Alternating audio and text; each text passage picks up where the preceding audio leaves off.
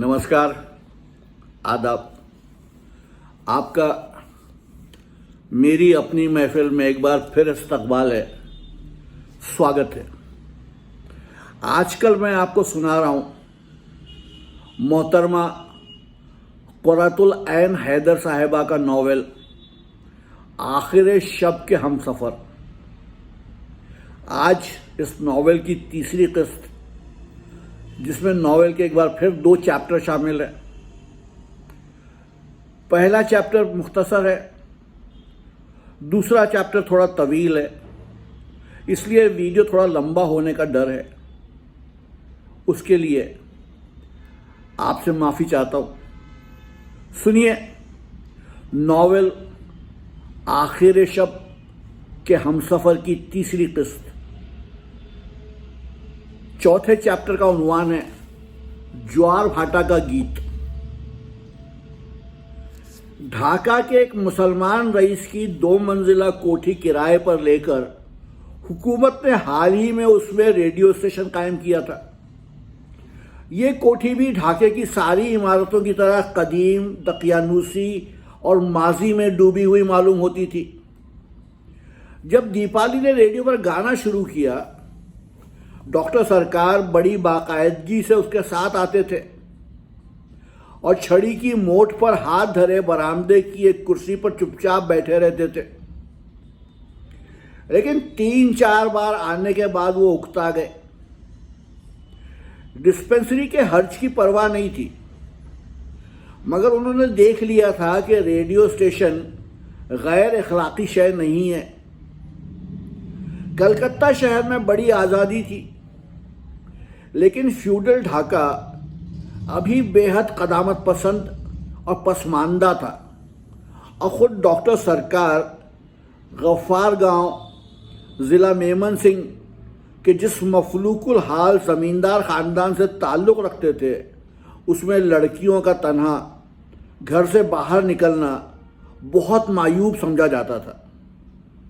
मगर अब दीपाली अकेली रेडियो स्टेशन आती जाती थी,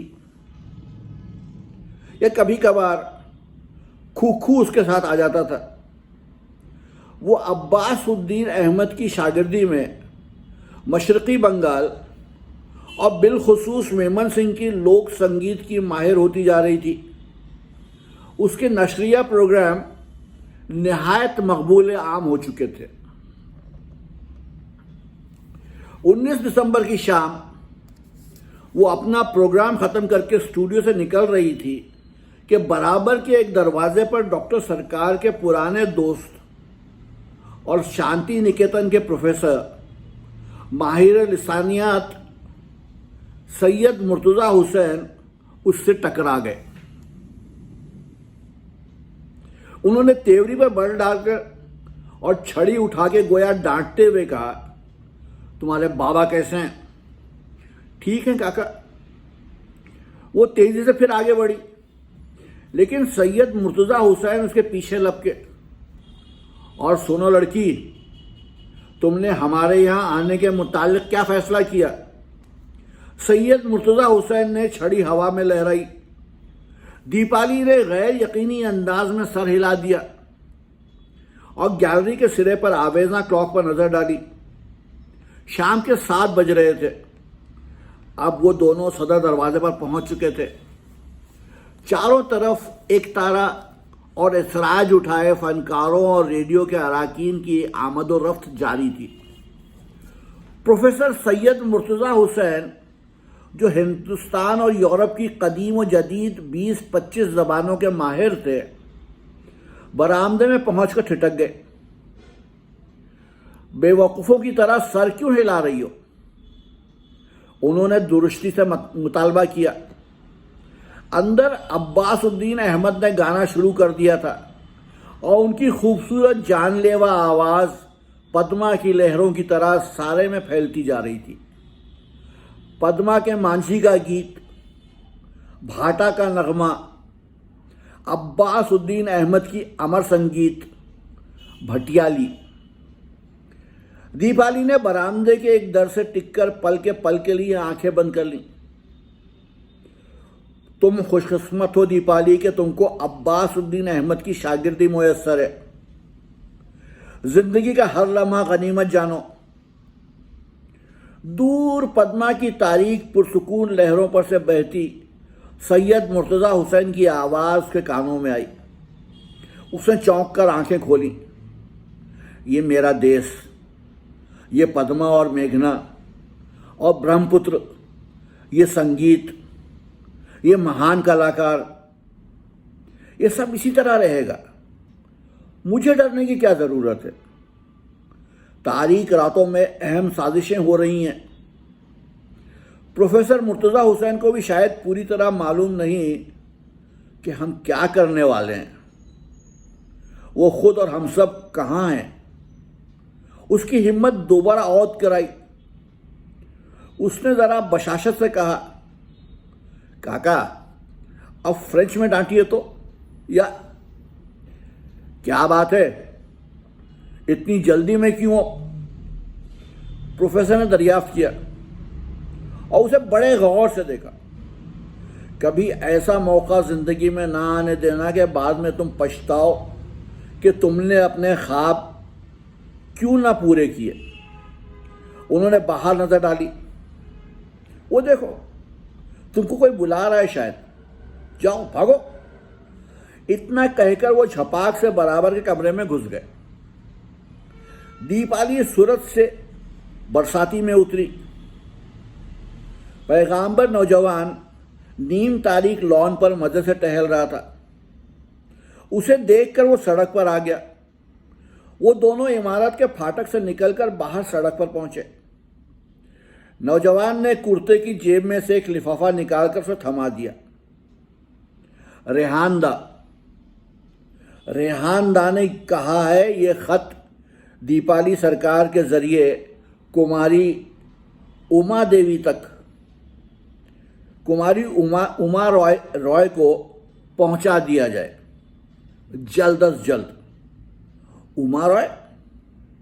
दीपाली ने चुपके से कहा, लेकिन मैं तो उनको जानती भी नहीं। उमा देवी बीमार पड़ी हैं। उनके डीआईजी मामू उनके यहाँ मुकीम हैं और इस वजह से वुडलैंड्स पर पुलिस का पहरा है। उमा देवी के बेडरूम तक दीपाली सिर्फ तुम्हारी रसाई हो सकती है।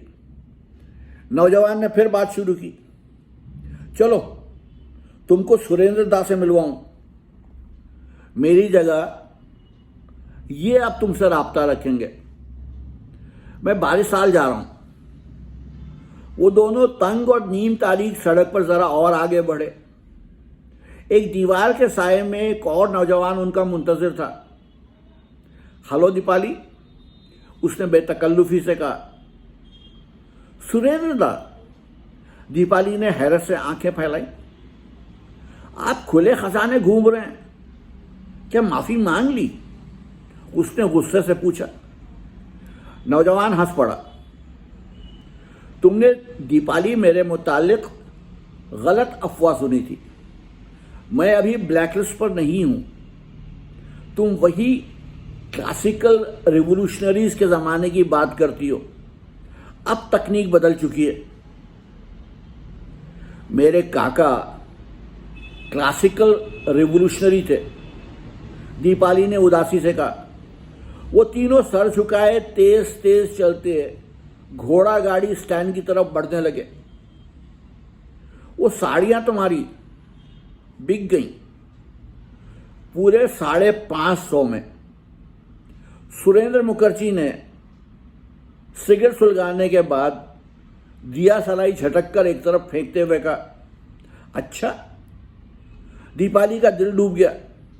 हाँ, सुरेंद्र मुखर्जी ने बेपरवाही से जवाब दिया। जिन साहब के पास हम साड़ियां लेकर गए वो तो उनको देखकर बिल्कुल उछल पड़े। कहने लगे, भाई ये तो म्यूजियम पीस हैं, फौरन कलकत्ता म्यूजियम के लिए खरीदवाता हूं। और मजे की बात यह, सुरेंद्र मुखर्जी ने सिगरेट की राख झटक कर बात जारी रखी। मजे की बात यह कि कीमत जानती हो किसने अदा की? खुद डिस्ट्रिक्ट मजिस्ट्रेट ने, मिस्टर केंटवेल आईसीएस ने, सुरेंद्र ने जवाब दिया, ओ माँ, खानदानी यादगारों के बिकने का वक्ती गम भूलकर दीपाली खिलखिलाकर हंस पड़ी। रुपया रेहानदा को वक्त पर पहुंच गया। काम शुरू हो गया। सुरेंद्र मुखर्जी ने बात खत्म की। वो पालकी गाड़ियों के अड्डे पर चौराहे के मध्यम लैंप के नीचे पहुंच चुके थे।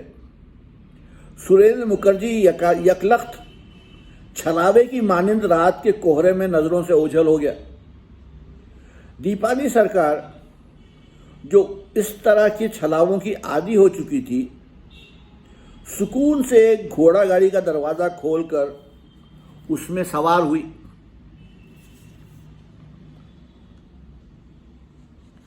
पैगंबर नौजवान मुकाबिल की सीट पर बैठ गया। मुसलमान कोचवान ने नहीफ व नजार घोड़े पर चाबुक लहराया। गाड़ी चर्रख चूं करती सड़क के गड़ों से पर से गाड़ी चर्रख चूं करती कच्ची सड़क के गड़ों पर से गुजरती दीपाली के घर की सिमत रवाना हो गई। अब 5वें चैप्टर का उन्वान है कुमारी उमा रॉय। दूर डाब के सुबक पेड़ों की कतार से मज़य्यन नारंगी उफक पर बेहद सुर्ख सूरज बहुत आहिस्ता आहिस्ता इस तरह डूब रहा था, गोया शाह बाग की सुनसान सायादार सड़क पर से गुजरती बंद गाड़ी में बैठी दीपाली सरकार के मसरूर चेहरे का अच्छी तरह नज़ारा करना चाहता हो, क्योंकि शायद ऐसा बेफिक्र चेहरा उसे दोबारा देखने को नहीं मिलेगा। साल, शीशम और नीम के पत्ते रमना की चौड़ी सड़कों पर नर्म रवि से उड़ते फिर रहे थे। फिजा में खुनकी आ गई थी। पगडंडियों पर गिलहरियां दौड़ रही थीं। फाटकों की सफेद पल्लियों पर बैठे इक्का दुक्का मुलाजिम बीड़ी पीने में मसरूफ थे। कुछ देर बाद इन सड़कों पर मध्यम मध्यम लैंप झिलमिला उठेंगे। मकान, घास और दरख्तों और हवाओं और चांदनी रात की सिम्फनी सुनते सुनते आराम से सो जाएंगे।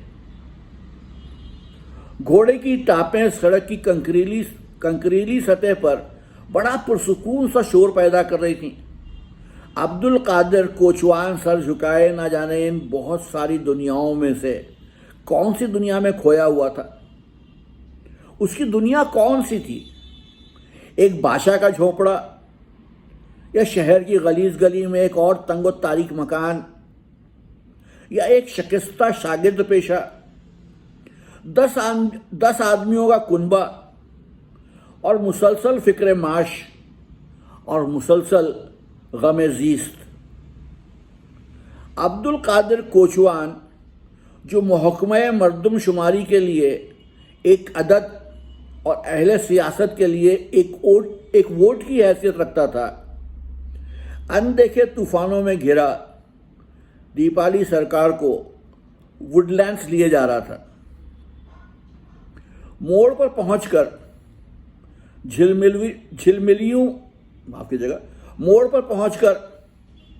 झिलमिलियों वाली बंद गाड़ी दूसरी सड़क पर इस तरह नमूदार हुई जैसे कहानी का नया बाब खुलता हो। चारों तरफ जिंदगी की कहानियों के बाब खुलते हैं और ख़त्म हो जाते हैं, और किरदार सफ़हात में से निकलकर कब्रों में जा लेटते हैं, चिताओं में फूंक दिए जाते हैं। नया सफ़ा पलटकर कारी यानी पढ़ने वाला आगे बढ़ता है। अब दीपाली ने खिड़की की झिलमिली चढ़ाकर बाहर झांका। इसी रास्ते पर आगे जाकर अर्जुमंद मंजिल थी जिसमें जहां आरा रहती थी। जहां आरा बेगम, जो इस धुंधली दास्तान के आखिरी सफ़ात पर जिंदा थी, जिसके मुसन्निफों ने जहांगीर नगर ढाका का पुराना मुगल नाम था, जिसके मुसन्निफों ने जहांगीर नगर आबाद किया था। उसी रास्ते पर ऊंचे ऊंचे मगरूर दरख्तों के पीछे डीएम का बंगला था। उस बंगले में रहने वाला विलियम केंटवेल उस दास्तान का एक अहम किरदार था जिसके मुसन्निफों ने जहांगीर नगर उजाड़ा था।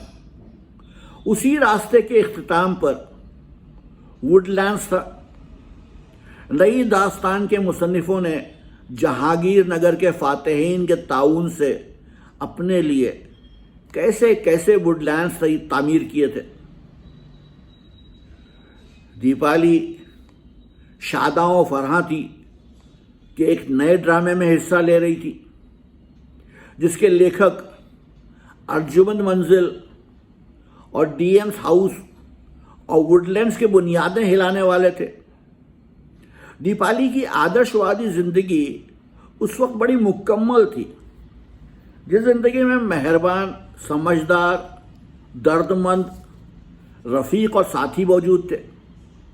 सब मिलकर खतरों का चैलेंज कबूल कर रहे थे, आगे कदम बढ़ा रहे थे। उमा देवी से मिलने की खुशी में वो रात भर सो नहीं सकी थी। अनदेखे रेहानदा ने एक अहम पैगाम रसानी उसके सुपुर्द की थी। रेहानदा जैसे बड़े नेता उसे अब गोया अपने अंदरूनी हलके में शामिल कर चुके थे। खुशी के मारे उसका बस न चला कि पर लगाकर उमा रॉय के पास पहुंच जाए, लेकिन वुडलैंड्स के फाटक पर कांस्टेबल खड़ा देखकर वो धक से रह गई। बैग मजबूती से थामकर जल्दी से नीचे उतरी और कांस्टेबल से कहा कि उमा रॉय की पुरानी शागिर्द है। कांस्टेबल ने बेपरवाही से सर हिलाया। गालिबन दीपाली को इतना घबराने की जरूरत न थी। अब्दुल कादिर को किराया अदा करने के बाद वो चंद लहजों के लिए फाटक पर ठिठकी और गाड़ी को वापस जाते देखती रही। दफतन उसे महसूस हुआ जैसे वो उस अजनबी जगह पर गैर महफूज और तन्हा रह गई है। अब्दुल कादिर कोचवान हुक्काम और उमरा की उस अनजानी दुनिया में उसे अकेला छोड़कर सर झुकाए झुटपुटे की नीम तारीकी में टख टख करता दूर चला जा रहा था। वो पलटकर बाग की सुर्ख सड़क पर आई तो सामने घास पर पुलिस का वर्दीपोश आला अफसर हिंदुस्तानी और एक वर्दीपोश आला अफसर अंग्रेज बातों में मुनहमिक घास पर टहलते नजर आए। तेज तेज बरसाती में पहुंची तो सीजर उसे भौंका। उसने सरासमीगी से ओ मां का हल्का सा नारा लगाया तो एक आलीशान चपरासी उसकी सिमत लपका। उसने अपने अल्फाज दोहराए। उमा देवी की पुरानी शागिर्द दीपाली सरकार अयादत के लिए आई है। चपरासी अंदर गया और चंद मिनट बाद सफेद चपकन और चपरासी अंदर गया और चंद मिनट बाद सफेद चपकन और सब्ज पेटी वाला बहरा बाहर आया और मुंह से कुछ बोले बगैर सर की जुम्बिश से उसने दीपाली को अंदर आने का इशारा किया। वो जरा झिझकते हुए गैलरी में दाखिल हुई जिसकी दीवारों पर 2 रोया 12 सिंहों के सर अपनी कांच की आंखों से हर आने जाने वाले को घूर रहे थे। स्याह और सफेद टाइलों के फर्श पर से गुजरते हुए दीपाली को याद आया। बैरिस्टर रॉय के मुतालिक मशहूर था कि उनके मुवक्किल अशरफियों से भरी थैलियां लाला कर उनके कदमों में डाल देते हैं और उनकी बीवी मिसेस अर्चना रॉय अपनी सैंडल्स में हीरे जड़वाती हैं। दीपाली सोचने लगी, इतनी दौलतमंद उमा देवी तहरीक की माली मदद क्यों नहीं करती? जब जरूरत पड़ती है तो हम जैसे गरीब कारकुनों को अपने घर में सेंध लगानी पड़ती है। अक्षयदा ट्यूशन करते हैं। सत्येंद्र मजदूर है। महमूदुल हक प्रेस में प्रूफ रीडर है और दिन रात अपनी कमजोर आंखें फोड़ता है। इस तरह जो कुछ बन पड़ता है ये सब लाकर तहरीक की झोली में डाल देते हैं। उमा रॉय एक महल में रानियों की तरह रहती हैं और रेहान दा किसी पुरस्कार देवता की तरह कहीं छुपे बैठे हैं। और ऊपर से रेहान दा की तरफ से जो हुक्म मिलता है हम सब उसे बजा लाने के लिए मुस्तैद हैं। अब वो बहरे के पीछे पीछे एक हॉल में दाखिल हुई जिसके वस्त्र में संगमरमर की गोल मेज पर किसी यूनानी देवी का मरमरी मुजस्समा तादा था। फर्श पर शेर की खालें और बुखारा के कालीन बिछे थे। दीवानों के बराबर बराबर रहीम शहीम सोफे रखे हुए थे। दीपाली ने ऐसी शानो शौकत पहले कभी नहीं देखी थी। अर्जुमंद मंजिल में भी नहीं। अर्जुमंद मंजिल भी बड़ी आलीशान कोठी थी मगर वहां की हर चीज बोजीदा और मुजमहिल सी मालूम होती थी।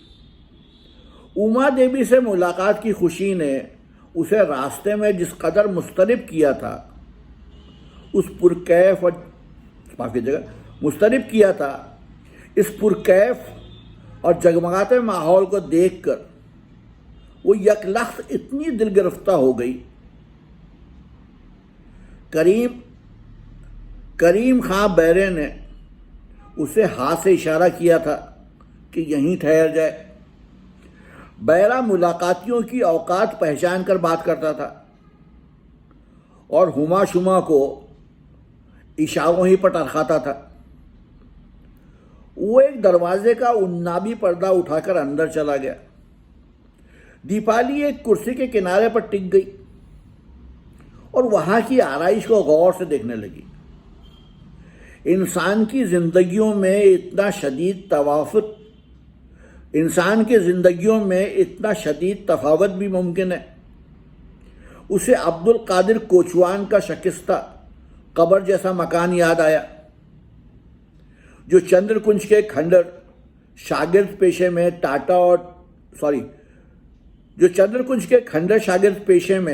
टाट और टीन के टुकड़ों और बादशाह की बोसीदा चटाइयों की मदद से रहने के काबिल बनाया गया था। उसने अपने उजाड़ चंद्रकुंज का तस्वुर किया जिसके खाली डिस्पेंसरी में बाबा उन मरीजों के इंतजार में सब्र से बैठे होंगे जो कभी कभार उस तरफ आ निकलते थे। ढाका शहर के हजारों लाखों नीम तारीख मुफलिस मकान और झोंपड़े जिनमें लालटेन और मिट्टी के दिए टिमटिमा रहे थे। दूर गफ्फार गांव में उसका आबाई मकान जो तकरीबन ढह चुका था। ऐसा इफलास, ऐसी वीरानी इस मुल्क पर, इस हिंदुस्तान पर तारी है। मगर वो दफतन एक नए जोश और खुद एतमादी के साथ उठ खड़ी हुई। इनकलाब आने वाला है।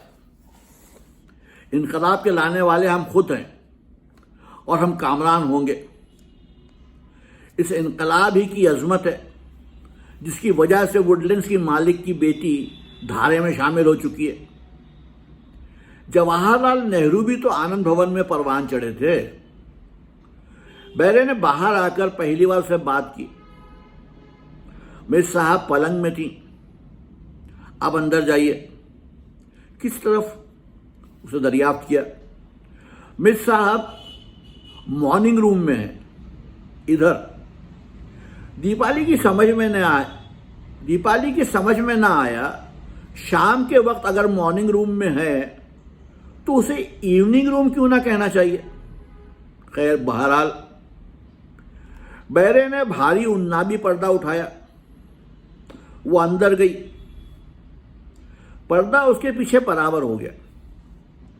अब उस बड़े कमरे में खड़ी थी जिसके फ्रांसीसी दरीचे के नजदीक एक काउच पर कुमारी उमा रॉय शाल ओढ़े, आंखें बंद किए, कुशनों के सहारे नीम दराज थी।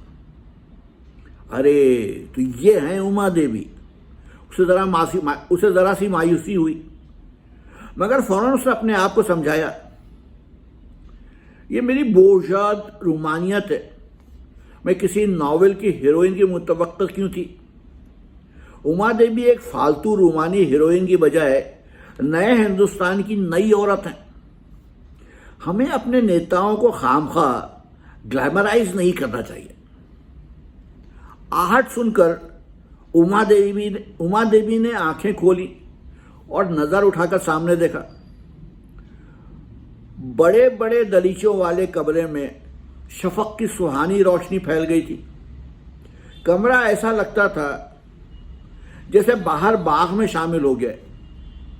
हर शय साकित और मुतहय्यर और मुंतज़िर थी। नमस्कार उमा देवी। नमस्कार, आओ आओ बैठो। दीपाली काउच के मुकाबले एक कुर्सी पर टिक गई। तब उमा रॉय ने तीपाई पर से उठाकर ऐनक लगाई और नववारिद अजनबी लड़की को तीखी गहरी नाक़िदाना नजरों से देखा।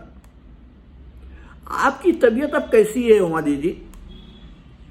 क्या नाम बताया था तुमने? दीपाली सरकार। जी। तुम स्कूल में कौन सी क्लास में थी? उमा रॉय ने ऐनक उतारकर साड़ी के पल्लू से साफ करने के बाद दोबारा नाक पर जमाई। सॉरी, मैं तुमको पहचान नहीं सकी। जी मैं उमा दीदी, मुझे सुरेंद्र दा ने आपके पास भेजा है। सुरेंद्र मुखर्जी ने। उसने अपने बैग पर हाथ रखकर नीची आवाज में कहा। ओ। उमा देवी चौंक कर उठ बैठी। हाथ बढ़ाकर क्यूपिड और साइकी के सरों पर फैले सब्ज झालर वाला शायद और हाथ बढ़ाकर क्यूपिड और साइकी के सरों पर फैले सब्ज झालर वाला शैडो लैंप रोशन किया। शफक का उजाला तेज बरकी रोशनी में डूब गया। अब बाग में परिंदे बसेरा लेने के लिए चहचहा रहे थे। बड़ी सर्दी है, उमा देवी ने शाल लपेटते हुए कहा। एक खिड़की बंद कर दो। दीपाली ने उठकर फ्रांसीसी दरीचे के सिलसिलेवार पट बंद कर दिए और वापस आकर कुर्सी पर बैठ गई। उमा देवी उसे बड़े ध्यान से देख रही थी। तुम कौन हो? दीपाली सरकार। सिर्फ नाम दोहराने से काम नहीं चलेगा। इस नाम के मेरे लिए अभी तक कोई मानी नहीं है। तफसील से बताओ। उमा रॉय ने झुंझला कर कहा और उंगलियों से कनपटियां दबाईं। दीपाली जो कॉलेज में उमा रॉय की सख्तगिरी की हिकायतें सुन चुकी थी, इस अंदाजे गुफ्तगू से ज्यादा नहीं घबराई और इत्मीनान से दोबारा मिजाज पुरसी शुरू की। आपकी तबीयत कैसी है उमा दीदी? वो खामोश रहीं। फिर कहा, कोई पैगाम लाई हो? जी। सुरेंद्र दा मेरे कांटेक्ट हैं। मैं कॉलेज में सेकेंड ईयर में पढ़ती हूँ। मेरे बाबा बिनोय चंद्र सरकार प्राइवेट प्रैक्टिस करते हैं। उसने अपने घर का पता बताया। क्या पैगाम है? उमा देवी ने पूछा और आंखें बंद कर ली। रेहान दा ने आपको खत भिजवाया है। रेहान दा? वो अब चौंक कर फिर सीधी हो बैठी। रेहान का खत है तो इतनी देर से फजूल बातों में वक्त क्यों जाया कर रही हो? लाओ। दीपाली ने बड़े इत्मीनान से बैग खोला। ऐन उसी वक्त उन्नाबी पर्दे को जुब्बिश हुई। सफेद साड़ी में मलबूस एक बावकार मुअम्मर खातून ने अंदर झांका और आवाज दी, how are you Uma? I am fine. Uma ने खासी बेजारी से जवाब दिया। मेरी एक पुरानी शागिर्द आई हुई है, जरा चाय भिजवा दीजिए। अच्छा। लेकिन वापस जाने के बजाय मिसेस रॉय अंदर आ गई। दीपाली ने ताजीमन खड़े होकर उनको नमस्कार किया। जीती रहो। दीपाली पर सरसरी सी नजर डालकर उन्होंने उमा को फिक्रमंदी से देखा। दवा पी ली? डॉक्टर चैटर्जी कह रहे थे जब तक मर्ज की तशखीस नहीं हो जाती। कितनी बार कहूं मां? उमा ने चिढ़कर मिसेस रॉय की बात काटी। मुझे कोई मर्ज वर्ज नहीं, खाली सफर की थकान है। अब सब आप सब जाने क्यों मेरे पीछे पड़ गए। मिसेस रॉय ने उस तल्ख लहजे की परवाह किए बगैर फिर कहा, हम लोग क्लब जा रहे हैं, वक्त पर खाना खा लेना। उमा ने कोई जवाब न दिया। मिसेस रॉय चंद सेकंड तक उसी तरह खड़ी रहीं और फिर कमरे से बाहर चली गई। ओह वालदैन, उमा ने पहली बार मुस्कुराकर दीपाली को देखा। तुम्हारे वालदैन भी इतने सब्र आजमा हैं? दीपाली उमा देवी के मिजाज की इस तब्दीली से खुश हुई और हंस पड़ी। अच्छा उठो और दरवाजा बंद करके अंदर से चिटखनी लगा दो। लेकिन अभी तो उमा दी आपने चाय मंगवाई है। अरे हाँ, बहुत समझदार बच्ची हो वाकई। अरे बच्ची? उमा देवी, मैं इस अप्रैल में 19 बरस की हो जाऊंगी। सिर्फ 19 बरस? जरा मेरी पश्ती मां से पूछिए। पश्ती मां फूफी को कहते हैं, फूफू।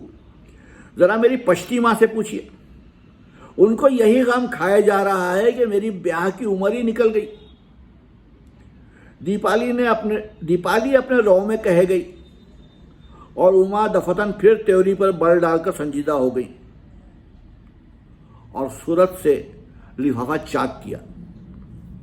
साए की तरह बैरे ने अंदर आकर चाय की कश्ती मेज पर रखी और वापस चला गया। दीपाली ने चाय बनाई और दरवाजा अंदर से बंद किया। उमा प्याली से एक घूंट भरकर तवील खत पढ़ने में महव हो गई। अपनी प्याली खत्म करके दीपाली कुर्सी से उठी और टहल टहल कर दीवारों पर लगी तस्वीरें देखने लगी। लॉर्ड बायरन, जिनके अकब में तूफानी समुंदर था और बल्ला उनकी किश्ती किनारे से बांध रहा था, और फाते कुलूब अपनी मगरूर और तवाना मुस्कुराहट के साथ गोया अपने कदमों पर झुकी हुई दुनिया का नज़ारा करने में मसरूफ था। वीनस और एडवंस, मिस्टर पिकविक और स्याह पोशाक में मलबूस एक लर्जा खेज औरत जो एक बारिश मुर्दा का बुरीदा सर हाथों में लिए चीखें मार रही थी। बड़ी भयानक तस्वीर थी। दीपाली चंद लहजों तक उस तस्वीर को देखते रहने के बाद जरा खौफजदा सी होकर अपनी कुर्सी पर वापस आ बैठी। उमा देवी खत खत्म करके गहरी फिक्र और परेशानी में मुब्तला आंखें बंद कर चुकी थी। बाहर गुप्त अंधेरा छा गया था और दरीचे के नजदीक अमलतास की डालियां सरसरा रही थीं। दूर से सीजर के भौंकने की आवाज आई। उमा देवी ने आंखें खोली और दीपाली को बड़ी सोचती हुई नजरों से देखा। ये किसकी तस्वीर है उमा दी? दीपाली ने पूछा। कौन सी? ये वाली। उसने इशारा किया। नहीं जानती? इंटरमीडिएट में अंग्रेजी पढ़ती हो या घास खोदती हो? इस डांट से वाकई वो सहम गई। ये ऑस्को वाइल्ड की सिलोमे है। उमा देवी ने तुलसी से कहा। ये कर क्या रही है उमा दी? तुम मुझे बहुत बेवकूफ मालूम होती हो। उमा देवी उठकर बैठ गई। या बेवकूफ हो या बन रही हो। मुझे इतराने वाली चबल्ली लड़कियां बहुत बुरी मालूम होती हैं। उन्होंने दिल में इजाफा किया और कहा, क्या तुमको नजर नहीं आया कि ये क्या कर रही है?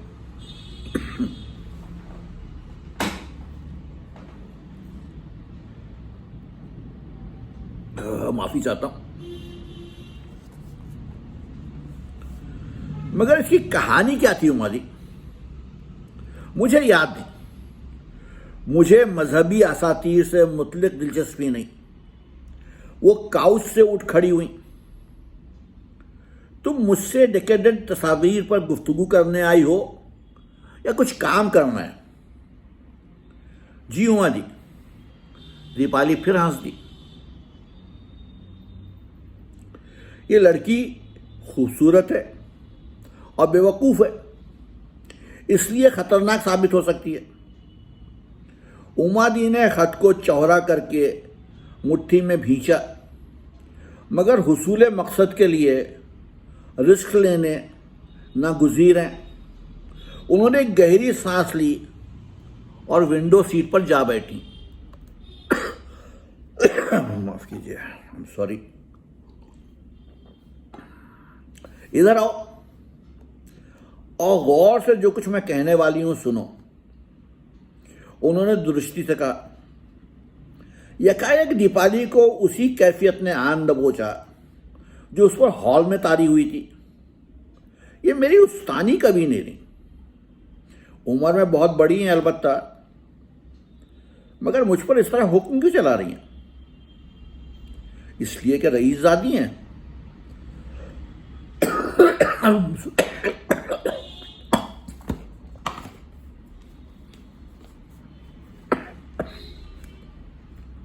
माफी चाहता हूं, थोड़ा सा जुकाम है।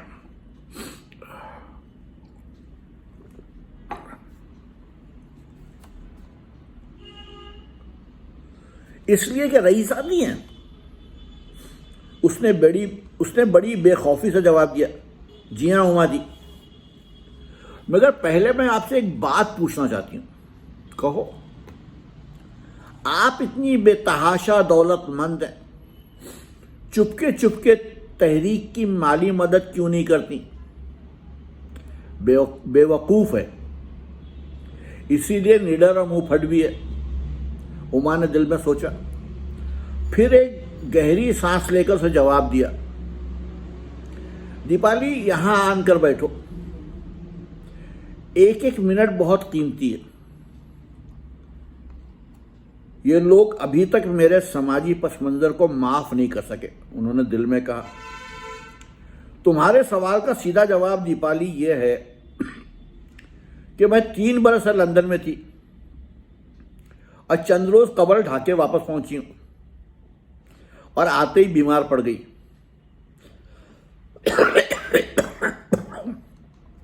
साथियों से मेरा पहला राब्ता इस वक्त तुम्हारे जरिए कायम हुआ है और एक इंतहाई अहम काम के सिलसिले में। चुनांचे गौर से सुनो। ओह, दीपाली ने बेहद नादिम होकर कहा। आई एम सॉरी उमा दीदी। वो शर्म से पानी पानी होती हुई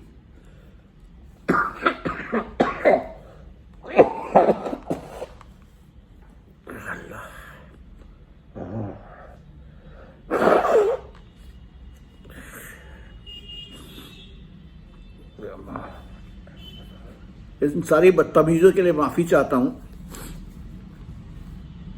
लेकिन कैमरा ऑन है, मैं रोक के फिर से जोड़ नहीं पाऊंगा, इसलिए मेरी इन बदतमीजियों को माफ कर दीजिएगा।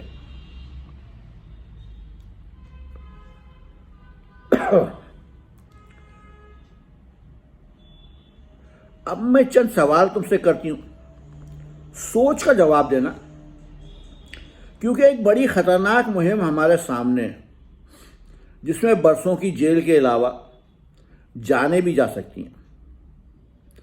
फिर वो चंद लहजों के लिए चुप होकर पेशानी पर उंगलियां फेरती रहीं।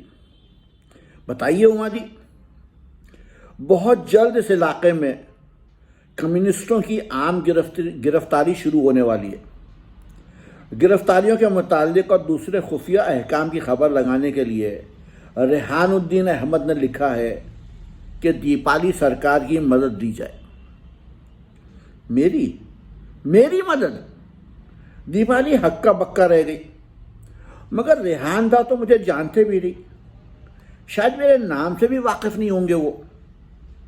और मैं क्या कर सकती हूं भला? ओ मां, तुम ये सारा काम किस तरह करोगी, उसकी तफसील रेहान ने मुझे लिखकर भेजी है। उमा ने लिफाफे पर हाथ रख दिया। पहले ये बताओ, अंग्रेजी बोलनी आती है? जी हाँ। अंग्रेज जब आपस में तेज तेज बोले तो समझ लोगी? जी हाँ। मिस जंग्स और मिस हैडले हमको अंग्रेजी पढ़ाती हैं, इसलिए आदत हो गई है। गुड, हिम्मत है? जी हाँ, काफी हिम्मत है। अभी तुम यहां आई तो तुमको किस किस ने देखा था? बैरे और मेरी वालिदा के अलावा एक कांस्टेबल और एक चपरासी ने। मेरे मामा को पहचान सकती हो? शायद वही बाहर टहल रहे थे एक अंग्रेज के साथ। हाँ, स्पेशल आर्म्ड कांस्टेबली वाला क्रिस्टोफर हेग भी उनसे मिलने आया हुआ है। लो ये खत पढ़ो, बहुत गौर से पढ़ना। दीपाली ने उमा के हाथ से खत लिया और पढ़ने में मसरूफ हो गई। उमा देवी दलीचे से बाहर देखने लगी। बाग पर जाड़ों की धुंध छा चुकी थी। दीपाली ने खत विंडो सीट पर रख दिया और चुपकी बैठी रही। उमा ने मुड़कर उस पर नजर डाली। मुझे खुद ताज्जुब है कि एक ना तजुर्बाकार और कमसन लड़की पर इतनी बड़ी जिम्मेदारी रेहान ने किस तरह डाल दी। रेहान के खत से जाहिर है कि वो तुमको अच्छी तरह जानता है और उसे यकीन है कि सिर्फ तुम ये काम बआसानी कर सकती हो। मगर उमा दी, रेहान दा मुझे बिल्कुल नहीं जानते। मैंने तो आज तक उनकी शक्ल क्या तस्वीर भी नहीं देखी। तुमको मुझसे झूठ बोलने की कतई जरूरत नहीं है। उमा दी, मैं बिल्कुल सच कह रही हूं। रेहान दा को जरूर कोई गलतफहमी हुई है। उमा फिर जल्ला गई। तुम मुझे सिखलाओगी कि अंडरग्राउंड का काम किस तरह किया जाए, या रेहान किस तरह हिदायत किसको दे? मैं रेहान को बहुत करीब से जानती हूं। यह भी मत समझ बैठना कि वो कोई रोमांटिक हीरो है। मैं जानती हूं कि सारे बंगाल में कॉलेज की लड़कियां बहुत दिनों से उस पर जहर खा रही हैं। खैर, तो याद रखो कि वो रोमांटिक नहीं है, बेहद प्रैक्टिकल और इंतहाई समझदार इंसान है। वो कोई ड्रामा नहीं खेल रहा है। 2 मर्तबा उसके अजीज दोस्त उसको शदीद धोखा दे चुके, इसलिए वो बेइंतहा मोहतात हो गया। इसके बावजूद उसने तुम पर भरोसा किया। सारे बंगाल की नौजवान लड़कियां, उन्होंने सपाट मजबूत आवाज में दोहराया, रेहानुद्दीन अहमद पर आशिक हैं, मगर उसको जानती सिर्फ मैं हूं। सिर्फ मैं उसकी रफीक और दोस्त हूं। मुझसे ज्यादा कोई उसे नहीं जानता। वो ढाका यूनिवर्सिटी में मुझसे जूनियर था, मगर लंदन में भी हम दोनों एक ही कॉलेज में थे। इकट्ठे हमने वहां की तहरीक में काम किया है। वो रिपोर्टर की हैसियत से स्पेन भी गया। मुझे यही अफसोस मरते दम तक रहेगा कि मैं महाज पर न जा सकी। खैर, तो उसने लिखा है कि तुम सीधी और काबिले एतमाद हो। रेहान इंसान को खूब पहचानता है। पहली नजर में आदमी को पहचान लेता है। उम्मीद है कि उसने तुमको पहचानने में गलती न की होगी, मगर वो तो मुझसे कभी। दीपाली ने कहना शुरू किया और फिर डर के चुप हो गई। वो तुमको पहचान सकता है, मगर याद रखो कि तुम्हारा उसे पहचानना कतई जरूरी नहीं है। उमा देवी ने बात खत्म की। कमरे के रेशमी पर्दे आबशारों की तरह सरसराने लगे। दफतन दीपाली को बड़ा बेतुका ख्याल उस वक्त आया, उमादी के पास भी बालूचर बूटेदार साड़ियां होंगी, एक से एक नायाब जहन क्या क्या भटकता है, और मैं एक पुरखतर मुहिम पर जा रही हूं। मुझे अपने बारे में तफसील बताओ। उमा की आवाज दूर से उनके कान में आई। क्लास की बैकग्राउंड? हाँ, मिडिल क्लास। उमा देवी ने गौर से सुनना शुरू किया, गोया अस्पताल में केस हिस्ट्री सुन रही हो। तुमने क्या उम्र बताई थी? 19 साल, और अब तक सेकेंड ईयर में ही हूं। दीपाली ने तासुफ से कहा। वजह? मैं 12 साल की थी जब मां मर गई। उनको कैंसर हो गया था। बाबा पटना लेकर गए, वहीं अस्पताल में मर गई। मैं सबसे बड़ी थी, तीनों भाई छोटे हैं। उनकी देखभाल के लिए मैंने स्कूल छोड़ दिया। हाँ हाँ कहे जाओ। उमा देवी कुछ न पर कोहनियां रखकर गौर से सुनती रही। बाबा मां पर आशिक थे, उनके मरने के बाद बुझकर रह गए। Poor man. यकलख दीपाली ने उमा पर नजर डाली और उसे ख्याल आया, बाबा की बकिया उम्र भी इसी तरह तन्हा और उदास गुजर जाएगी। काश उन्हें उमा देवी जैसी समझदार और दर्दमंद औरत की रफाकत मुयस्सर हो सकती। फिर उसने बेसाख्ता बड़े फख्र और प्यार से कहा, मेरे बाबा बहुत खूबसूरत हैं। दुखों ने उन्हें वक्त से पहले बूढ़ा कर दिया है, मगर अब भी अच्छे लगते हैं। और मेरे काका तो बाबा से भी ज्यादा। फिर उसकी आवाज रुंध गई। इतनी जज्बातियत से काम नहीं चलेगा दीपाली सरकार। उमा रॉय ने दुरुस्ती से कहा, तुम्हारे काका को क्या हुआ? फांसी। दीपाली ने मजबूती से जवाब दिया। ओह, I am sorry. Uma Devi ने आहिस्ता से कहा, क्या नाम था तुम्हारे चचा का? दिनेश चंद्र सरकार। Good God! उमा देवी संभल कर बैठ गई। तुम दिनेश चंद्र सरकार की भतीजी हो? जी हां। वो बाबा के इकलौते छोटे भाई थे। जब 1931 यानी 1931 में मां रेडियम अस्पताल में थी, तब काका को दहशत पसंदों के उस मशहूर केस में पकड़ लिया गया। बाबा ने पटने से गफ्फार गांव जाकर सारी आबाई खेती बाड़ी बेच खोच पटने का एक बड़ा बैरिस्टर खड़ा किया। उसे याद आया, बाबा कहते थे कि वो श्री परितोष कुमार रॉय को खड़ा करना चाहते थे, मगर उनकी फीस ज्यादा थी। मुकदमा चलता रहा, मगर वो बैरिस्टर काका को ना बचा सका और उनको फांसी हो गई। जिस साल मां मरी, उसके 6 महीने बाद ही काका को फांसी हो गई। तुमको याद है? खूब अच्छी तरह याद है। 6 साल पहले ही की तो बात है। दीपाली की आंखों में आंसू उमड़ आए। कमरे का क्लॉक टिक टिक करता रहा। चंद लम्हों बाद दीपाली ने कहा, उमा दी, बाज दफा सुबह अंधेरे मुंह मेरी आंख खुल जाती है, जब अभी पूरी तरह उजाला नहीं फैलता, और पलंग पर पड़े पड़े खिड़की से बाहर अंधेरे आसमान को देखकर सोचती रहती हूं। बिल्कुल ऐसे ही वक्त में, पाँव फटने के वक्त में, काका इनकलाब और हिंदुस्तान की आज़ादी के नारे लगाते फांसी के तख्ते पर चढ़ गए थे। और मैं खूब रोती हूं और सोचती हूं, काका उनके हजारों साथियों का खून रायगा ना जाने दूंगी। वो खामोश हो गई। स्विस कॉटेज की शक्ल का क्लॉक टिक टिक करता रहा। अब रात के 9:45 बज रहे थे। दीपाली ने वक्त पर नजर डाली और जल्दी जल्दी कहना शुरू कर दिया, काका की शहादत के बाद बाबा का दिल दुनिया से बिल्कुल उचाट हो गया। अगर हम बच्चों का बखेड़ा ना होता तो शायद वो संन्यास ले लेते, मगर वो मजहबी भी नहीं है।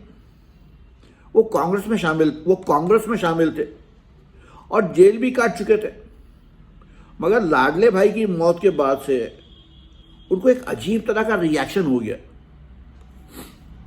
सियासत से नफरत हो गई तकरीबन।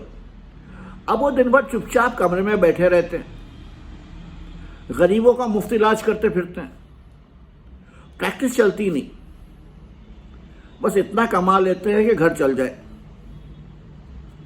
तुम अभी खेती बाड़ी की बात कर रही थी।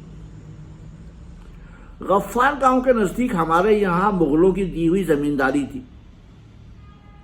वो बाबा के पुरखों ने नाच गाने और शराब पीने में उड़ा दी। इस गुस्से में के नौ दौलतीय बनियों के आगे नहीं झुकेंगे।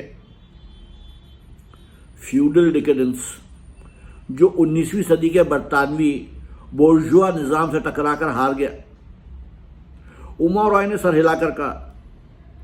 दीपाली ने जरा आंखें फैलाकर उन्हें देखा। अब तुम्हारे कुनबे में कौन कौन बाकी है? थोड़े से रिश्तेदार हैं। वो गफ्फार गांव में छोटी मोटी सरकारी मुलाजमतें करते हैं। बाबा के चचाजाद भाई हैं, वो भी डॉक्टर हैं। चंद साल हुए वो ट्रिनिडाड हिजरत कर गए, वहां हजारों कमा रहे हैं। बस और कोई नहीं। ठाकुर माँ यानी दादी का पिछले साल इंतकाल हो गया। मेरी माँ का मौका सिराजगंज में, वो भी मुलाजमत पेशा लोग हैं। और क्या बताऊं? हाँ, ये चंद्रकुंज हमारी कोठी कुनबे की खुशहाली के ज़माने में ठाकुरदा यानी दादा ने बनवाई थी। ठाकुरदा की ज़िंदगी ही में बाबा और काका कौमी तहरीक में शामिल होकर जेल यात्रा के लिए चले गए थे। उस ज़माने में हमारे यहाँ ऐसी गुर्बत छाई कि बाज़ दफ़ा रात को मिट्टी का तेल खरीदने के लिए भी पैसे नहीं होते थे। सिर्फ इसी उम्मीद ने हम सबको जिंदा रखा कि अंग्रेज से छुटकारा मिलने के बाद देश के इन सारे अंधेरे घरों में उजाला हो जाएगा। ऐसा ज़रूर होगा दीपाली, ऐसा ज़रूर होगा। और उमा रॉय ने आहिस्ता से कहा, तुम मायूसी का शिकार कभी ना होना। मैं मायूस बिल्कुल नहीं हूं मादी, दीपाली ने दफतन हंसकर कहा। तुमने दोबारा पढ़ाई कैसे शुरू की? बाबा की एक ही सगी बहन है, उम्र में उसे बहुत बड़ी। 4 साल हुए वो बेवा हो गई। उनके शौहर फरीदपुर में वकालत करते थे। उनके इंतकाल के बाद पश्चिमा हमारे यहाँ आ गई। उनका कोई बच्चा नहीं है। उन्होंने आनकर घर संभाल लिया, तो मैंने हाई स्कूल पास किया और कॉलेज में दाखिल हो गई। साथ ही अब्बासुद्दीन अहमद के यहाँ जाकर संगीत भी सीखती रही। मैं बाबा की मदद के लिए डॉक्टरी पढ़ना चाहती थी, लेकिन बाबा जानते हैं कि डॉक्टरी की तालीम में मेरा जी बिल्कुल नहीं लगेगा, इसलिए उन्होंने साइंस नहीं लेने दिया। अब इस जुलाई में वो मुझे शांति निकेतन भेज रहे हैं।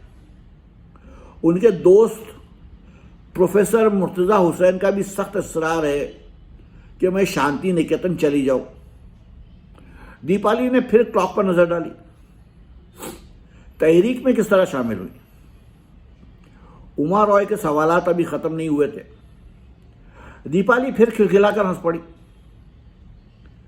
फिर वही school girl giggles, Uma Roy ने गुस्से से कहा। दीपाली ने गले पर हाथ रखकर हंसी रोकी। माफ कीजिएगा, दीपाली ने गले पर हाथ रखकर हंसी रोकी। इसका किस्सा बहुत दिलचस्प है उमा दी। एक रोज शाम के वक्त दफतन उमा रॉय ने उसकी बात काटी। तुम्हें मालूम है कि तुम्हारे काका अगर जिंदा होते तो आज हिंदुस्तान के कितने बड़े हिस्टोरियन यानी मौर्य होते? जी हाँ, मैंने उनकी किताब कई बार पढ़ी है, मगर समझ में नहीं आती। बाबा कहते हैं अभी मेरे समझने के लिए वो मौजू बहुत ठोस है। बंगाल की इक्तसादी यानी इकोनॉमिक्स की तारीख, इक्तसादी तारीख यानी इकोनॉमी की तारीख। तुम तहरीक में किस तरह शामिल हो गई? उमा देवी ने सवाल दोहराया। पिछले साल मैं एक रोज शाम को बरामदे में उगताई हुई खड़ी अपने भाइयों का इंतजार कर रही थी, जो रात के खाने से ज़रा कबल फुटबॉल खेल कर लौटते हैं, पश्ती माँ रसोई में थी और बाबा डिस्पेंसरी बंद करके नहाने के लिए गुसल खाने में जा चुके थे। इतने में बरामदे में से क्या देखती हूँ कि एक मुसलमान फ़कीर फाटक पर खड़ा है, एक तारा लिए। मुझे अपनी तरफ मुतवज्जह करने के लिए उसने झन से एक तारा छेड़ा और बड़ी दिलदोज आवाज़ में बाउल गाना शुरू किया। पश्ती माँ फ़कीरों और सन्यासियों को बड़ी अकीदत से देती दिलाती है, इसलिए मैंने उसे फ़ौरन आवाज़ दी कि पिछवाड़े आंगन की ड्योढ़ी पर चला जाए, मगर मेरी बात सुनकर वो झपाक से बरामदे में आ गया और कहने लगा कि डॉक्टर सरकार से मिलना चाहते हैं। मैं अभी कोई जवाब भी न देने पाई थी कि उसकी नज़र अंदर बैठक खाने में लगी काका की बड़ी तस्वीर पर पड़ गई। उसने जल्दी से कहा, उसे उस तस्वीर की मुद्दतों से तलाश थी और मेरी घबराहट और एहतजाज की मुतलक परवाह किए बगैर झट से कमरे में घुस गया और दीवार के पास जाकर बड़ी महवियत से पोर्ट्रेट को देखने लगा। मैं हड़बड़ा कर अंदर गई तो उसने पूछा, इस तस्वीर की एक कॉपी मिल सकती है?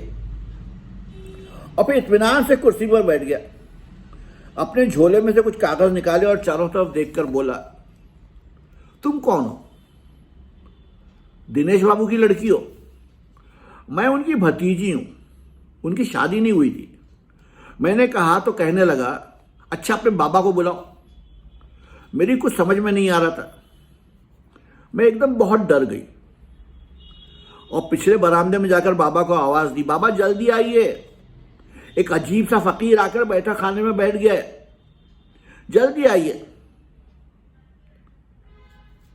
बाबा तौलिया कंधे पर डाले जल्दी से बाहर निकले और कमरे में गए तो फकीर फौरन खड़ा हो गया और चुपके चुपके उनसे बातें करने लगा। बाबा उसे देखते रहे, फिर उदासी से मुस्कुरा दिए। मैं दरवाजे में से झांक रही थी। उन्होंने मुझे आवाज़ दी कि चाय बनाओ। मैं चाय बनाकर ले गई। अब वो और बाबा पुराने दोस्तों की तरह सोफे पर बैठे बातों में मुनहमिक थे। जब मैंने उनसे पूछा कि वो कौन है तो उसने अपना नाम नूरुर रहमान मियाँ बतलाया और कहने लगा कि 12 साल में उसका तकिया है।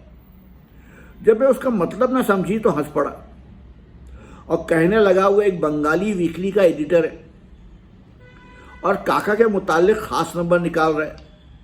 इस सिलसिले में मालूमात हासिल करने आया है और काका के निजी हालात, उनके पुराने मसौदे, जेल से लिखे हुए ख़त, पुरानी तस्वीरें, यही सब।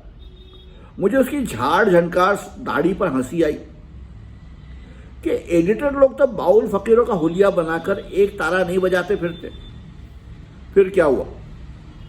उमा ने, जो अब बड़े गौर से ये दास्तान सुन रही थी, सवाल किया तो बाबा ने उससे कहा कि वो सारी चीज़ें बक्सों में तलाश करके उसके लिए निकाल रखेंगे और उसे 2 दिन बाद आने के लिए कहा।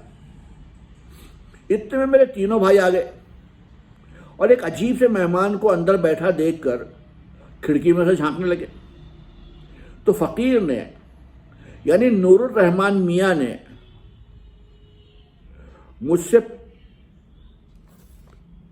मुझसे कहा कि मैं दरवाजे बंद करके खिड़कियों के पर्दे गिरा दूं। मैंने ऐसा ही किया और बच्चों को भगाने के लिए बाहर गई। इतनी देर में नूरुर रहमान मियाँ यानी बाउल फ़कीर भी एक तारा बजाता बाहर आकर झपाक से फाटक पर पहुंच गया। हमारे बरामदे और फाटक के दरमियान ज़्यादा फासला नहीं है। 2 दिन बाद वो कागजात और तस्वीरें लेने के लिए उसी वक्त अंधेरा पड़े आया। बाबा को किसी मरीज को देखने के लिए बाहर जाना पड़ गया था और वो सारी चीज़ें मेरे हवाले कर गए थे। फ़कीर फिर बड़ी बेतकल्लुफ़ी से बैठा खाने में आ गया और मैंने जल्दी से दरवाज़ा बंद करके खिड़कियों के पर्दे गिरा दिए। सोफे पर बैठकर वो मुझे इस तरह देखता रहा गोया बहुत महजूज हो रहा है। इतना किस्सा सुनाकर दीपाली फिर खिलखिलाकर हंस पड़ी। इस कदर हंसती क्यों? उमा ने नागावाली से कहा। वो भूल चुकी थी कि इस उम्र में बात बेबात हंसी के फव्वारे छूटते हैं। सॉरी उमा जी, तुमने इतने दुख उठाए फिर भी इतनी मसरूर और बशाश हो। उमा रॉय के लहजे में रश्क की तलखी के अलावा बड़ी अजीब सी आज़ुर्दगी थी जो दीपाली ने महसूस नहीं की। वो अपनी बशाशत पर नादिम नजर आने की कोशिश में मसरूफ हो गई। फिर क्या हुआ? उमा ने सख्ती से पूछा। बस फिर मैंने बाबा का दिया हुआ बड़ा फाइल उसके हवाले कर दिया और वो कहने लगा कि मुझे जो कुछ काका के बारे में याद हो उसे बताऊं। मैंने काका का जिक्र किया तो एकदम रोने लगी। वो बहुत घबरा गया। खैर फिर उसने जल्दी जल्दी नोट लिए और अपने रिसाले में मेरी दिलचस्पी देखकर उसने कहा, अगले महीने से पुराना पलटन के फला मकान में एक स्टडी सर्कल कायम हो रहा है, मैं उसमें ज़रूर शामिल हूँ। मैंने उससे कहा मुझे एक बाउलगी सिखा दे, क्योंकि मैंने अब्बास दा से बहुत से बाउल गीत सीखे हैं, मगर ये वाला बाउल वो जो गा रहा था मैंने कभी नहीं सुना था। उसने कहा आज तो देर हो जाएगी, अगर मैं इजाज़त दूं तो वो कल शाम को इसी वक्त आ सकता है। मैं बेहद खुश हुई। चुनांचे वो तीसरे रोज भी आया। उमा देवी ने आंखें बंद करके सपाट आवाज में कहा, जी हाँ उमा दी। और मैंने हस्बे मामूल जल्दी जल्दी दरवाजे बंद किए और पर्दे गिरा दिए। मुझे बड़ी हंसी आ रही थी। उसने मुझे बाउल गीत सिखाया और मुझसे भी 2-3 गाने सुने और कहने लगा कि वो रेडियो पर हमेशा जब मौका मिलता है तो मेरे गाने ज़रूर सुनता है। बहुत ही स्वीट फ़कीर था उमा दी। मेरा मतलब फ़कीर नहीं, नूरुर रहमान मियाँ। बाबा इत्तेफाक से उस रोज़ भी बाहर गए हुए थे क्योंकि उनके मरीज़ की हालत ख़तरनाक हो चुकी थी। खैर जब वो वापस आए तो मैंने उनको बताया। वो अचानक एकदम उदास हो गए और कहने लगे, दीपाली, अपने जान से अजीज भाई का बलिदान दे चुका हूं, अब तुम तो इस खतरनाक रास्ते पर नहीं चलोगी। मैंने दिल में कहा, माँ यानी काली माँ, मेरे दिल में कहा, काली माँ मुझे माफ़ कर देना, मैं बाबा से झूठ बोल रही हूँ। और मैंने बड़ी सफाई से जवाब दिया कि मैं इस रास्ते पर हरगिज़ नहीं चलूँगी। वो मुतमईन हो गए। उसके बाद नूरुर रहमान मियाँ एक मरतबा और आए रात के वक्त, ये बताने के लिए वो कहीं और जा रहे हैं। उन्होंने जाते जाते मुझे एक मुर्शिदी गान और एक विद्यापति का गीत भी सिखा दिया जो मैथिली में। दीदी मैं अगले महीने बाबा के साथ कलकत्ते जाऊंगी अपने गाने रिकॉर्ड कराने। वहाँ वो मुर्शिदी गान और विद्यापति का गीत भी रिकॉर्ड कराऊंगी। आपको सुनाती मगर अब बहुत देर हो जाएगी। ओ माँ 10 बज गए। बहुत खूब। उमा देवी ने कुछ और सोचते हुए बेध्यानी से जवाब दिया, मगर वो रिसाला तो शायरी हुआ और नूरुर रहमान मियाँ भी गायब हो गए। उसके बाद मैं पुराना पलटन स्टडी सर्कल में जाने लगी। वहाँ नूरुर रहमान मियाँ कभी नजर नहीं आए, मगर दूसरे साथियों से मुलाकात हुई। मैं बाबा से कहकर जाती कि रोजी के घर जा रही हूँ और मैं और रोजी सीधे पहुँचते थे पार्टी ऑफिस। जब से मैं हमदर्द की हैसियत से तहरीक में हूँ और थोड़ा बहुत काम जो मुझसे बन पड़ता है करती रहती हूँ। पिछले माह सुरेंद्र दा ने तशवीशनाक खबर दी कि उस गैर कानूनी रिसाले और उसके प्रेस पर छापा मारकर पुलिस ने सारे स्टॉक पर कब्जा कर लिया है और रेहान दा और उनके साथी रातों रात अपने खुफिया अड्डे से फरार होना चाहते हैं और इसके लिए उन्हें फौरी 2000 रुपये की ज़रूरत है। रुपया फौरन फराहम किया गया। उसे 500 की कमी पड़ रही थी तो मैंने अपनी माँ की छोड़ी हुई बालूचर बूटेदार साड़ियाँ बिकवा दी। अब रेहान दा जाने कौन से गांव में जाकर नया हैंड प्रेस लगा लिया है और किसानों की तंजीम के लिए पर्चे और पैम्फलेट छाप रहे हैं। अब जाकर वो काका वाला नंबर भी शाये हो जाएगा। मगर दीदी, मुझे ताज्जुब तो यही है कि रेहान दा मुझसे आज तक नहीं मिले। उन्होंने आपको ये कैसे लिखा है कि मुझसे अच्छी तरह वाकिफ है और इतना जिम्मेदारी का काम आज मेरे ऊपर डाल दिया है। कमाल है। उमा ने बेहद उकताहट के साथ विंडो सीट पर नीम दराज होकर करवट बदली और चंद लहजों तक खामोश रहने के बाद बेजारी से कहा, दीपाली सरकार, तुम 1 बरस से अंडरग्राउंड के लिए काम कर रही हो और तुमको ये पता तक नहीं कि अंडरग्राउंड के लीडर तरह तरह के भेष बदलते रहते हैं।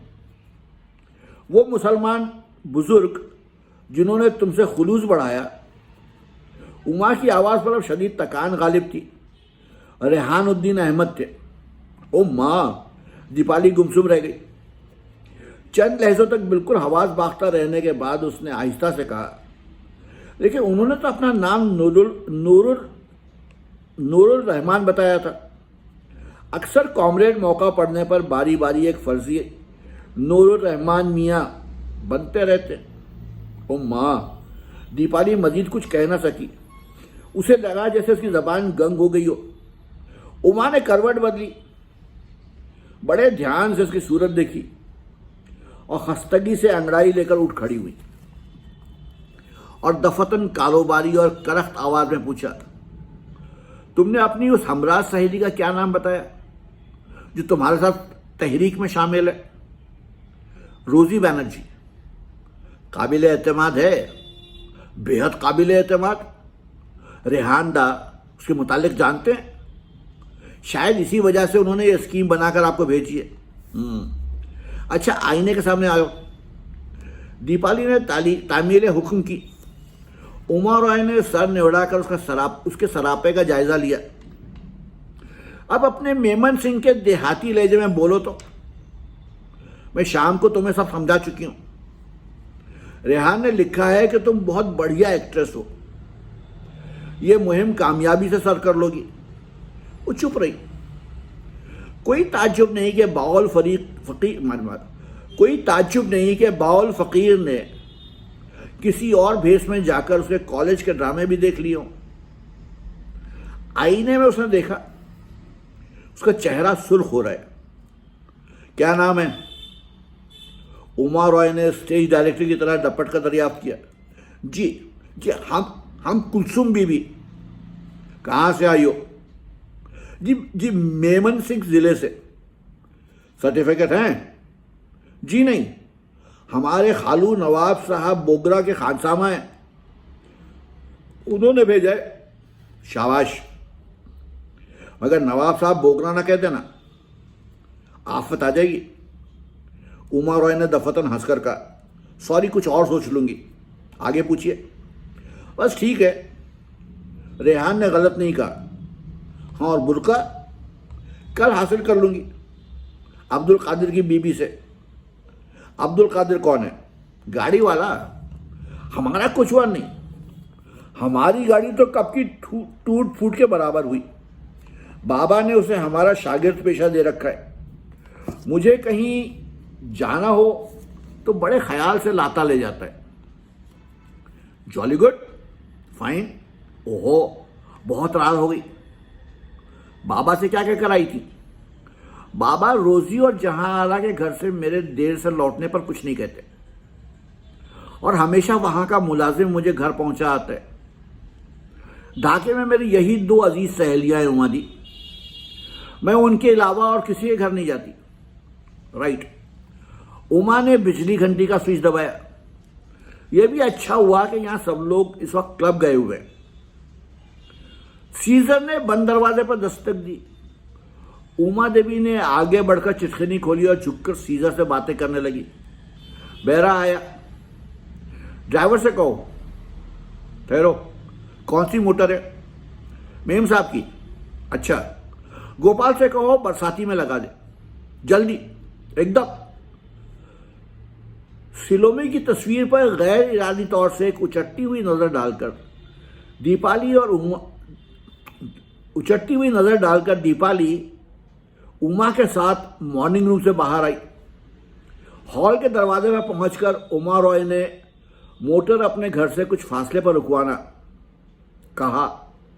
फिर उन्होंने दीपाली की पीठ थपक कर कामयाबी की उम्मीद जाहिर की और सर झुकाए गैलरी में चली गई। दीपाली बरामदे में निकली और बरसाती में उतरकर मोटर में बैठ गई। मोटर एक झोंक के साथ तवील ड्राइव का चक्कर काट कर फाटक पर पहुंची। अब उस लम्हे से अपनी नई जिम्मेदारी की माहियत में बिल्कुल तन्हा हूं, उसने सोचा। मोटर तेजी से रमना की चौड़ी सुनसान सड़क पर आई। रोशन वुडलैंड्स अचानक अंधेरे में डूब गया। दीपाली ने आगे झुककर ड्राइवर से कहा, जरा मिशन कंपाउंड की तरफ से होते चलो।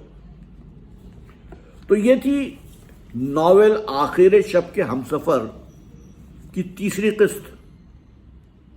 कल फिर आऊंगा, आपको इसकी चौथी किस्त सुनाऊंगा। नॉवेल तवील है, सब्र की जरूरत है। तब तक के लिए इजाजत, आदाब।